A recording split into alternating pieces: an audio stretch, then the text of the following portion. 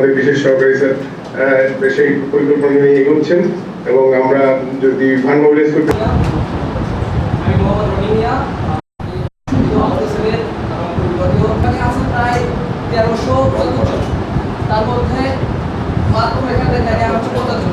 আজকে প্রযুক্তি এমন জায়গায় গিয়েছে যেখানে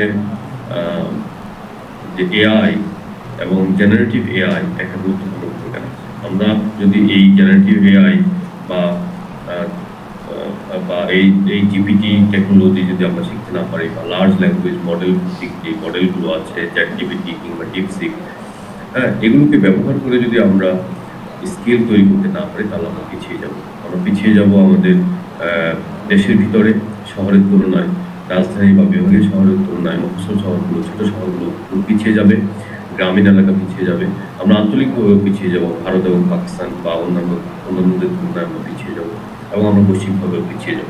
মেইন স্ট্রিমে প্রধান চাকরি এবং দক্ষতার স্রোতে যুক্ত করে দেওয়া, যাতে করে আপনারা নিজেদের স্কিলকে ব্যবহার করে নিজেরা যেগুলো স্বাবলম্বী হতে পারেন প্রযুক্তি এবং আইসিটি প্রযুক্তি ব্যবহার করে, এবং একই সাথে আপনার শহরে আপনার বন্ধুদেরকে বা আপনার জুনিয়রদেরকে, আপনার সিনিয়রদেরকে চাকরি দিতে পারেন উদ্যোক্তা হওয়ার মাধ্যমে।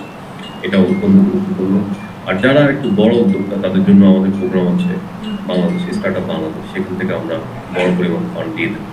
যে কিছুদিন আগে আমাদের একটা গেজেট প্রকাশ হয়েছে সমাজ কল্যাণ মন্ত্রণালয় এবং তথ্য ও প্রযুক্তি মন্ত্রণালয় থেকে, এটা মূলত এবং মুক্তিযুদ্ধ মন্ত্রণালয় থেকে এটা মূলত প্রকাশ হয়েছে যে আমাদের যারা আহত ভাই আছে এবং শহীদ ফ্যামিলি আছে, তাদের একটা পুনর্বাসনের ব্যবস্থা করা। পুনর্বাসন মানে যে এই রকম না যে কোটা প্রথা আবার বেকার, এমনটা না। পুনর্বাসন বলতে হচ্ছে এমনটা বোঝানো হচ্ছে যে আমরা যারা আছি তাদের স্কিল ডেভেলপমেন্ট করে, দেখা যাচ্ছে যে বিভিন্ন আইসিটি কোনো প্রোগ্রামে আমাদের দেখা যাচ্ছে ট্রেনিংয়ের মাধ্যমে বা কম্পিউটার প্রশিক্ষণের মাধ্যমে যেভাবে পারা যায়, যে আমাদের হচ্ছে স্কিলটা ডেভেলপমেন্ট করে বিভিন্ন খাতে, বা দেখা যাচ্ছে যে আমাদের আউটসোর্সিংয়ের মাধ্যমে মূলত আমাদেরকে স্বাবলম্বী করে তৈরি করার একটা প্রক্রিয়া এটা। আমাদের প্রশিক্ষণ, সেখানে আমরা উপস্থিত হতে পারে নিজেদেরকে গর্ববোধ করতেছি। সেই সাথে আমরা চাচ্ছি যে আমাদের এই প্রশিক্ষণ শুধু প্রশিক্ষণেই সীমাবদ্ধ না থাকুক, আমরা এর পরবর্তী সময়ে আমাদের প্রশিক্ষণটি কাজে লাগিয়ে আমাদেরকে নিজেদেরকে যাতে স্বাবলম্বী করতে পারি। যদি প্র্যাকটিস না করি, প্র্যাকটিসের জন্য তো হচ্ছে আমাদের একটা কম্পিউটার বা ল্যাপটপ দরকার।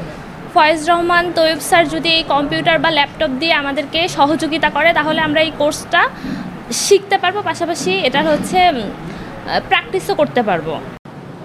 আসসালামু আলাইকুম। যা বলেছেন আমাদের সচিব স্যার এবং প্রধানমন্ত্রী স্যার আছেন, আমি আমাদের বিশেষ সহকারী স্যার